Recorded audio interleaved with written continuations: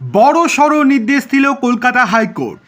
বাংলায় এসআইআর প্রক্রিয়াকে কেন্দ্র করে ভোটার তালিকা থেকে নাম বাদ যাওয়ার পর তৈরি হওয়া আশঙ্কা নিয়ে বড়সড় অন্তর্বর্তী নির্দেশ হাইকোর্টের।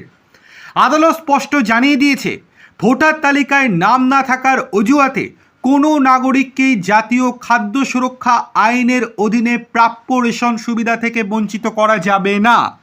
বিচারপতি হিরণময় ভট্টাচার্যের একক বেঞ্চ নির্দেশ দিয়েছে, কেবল ভোটার তালিকা থেকে নাম বাদ যাওয়ার কারণে যে সমস্ত নাগরিকদের রেশন পরিষেবা বন্ধ করে দেওয়া হয়েছে তা অবিলম্বে পুনরায় চালু করতে হবে।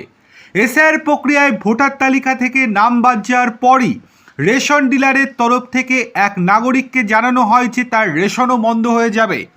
এই আশঙ্কায় তিনি হাইকোর্টের দ্বারস্থ হন।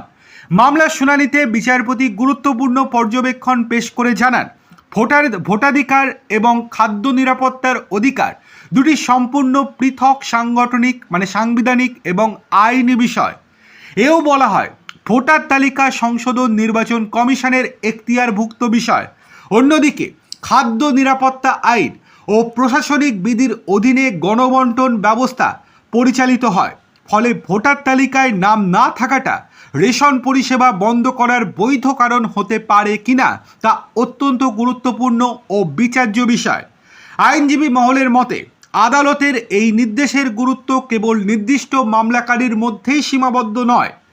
এসআইআর বা ভোটার তালিকা সংশোধনের কারণে যাদের নাম কাটা পড়েছে বা বাদ যাওয়ার আশঙ্কা রয়েছেন, এই রায় তাদের জন্য এক বিরাট স্বস্তির বার্তা। আদালত স্পষ্ট করে দিয়েছে, ভোটাধিকারের সঙ্গে খাদ্য পাওয়ার অধিকারকে গুলিয়ে ফেললে চলবে না।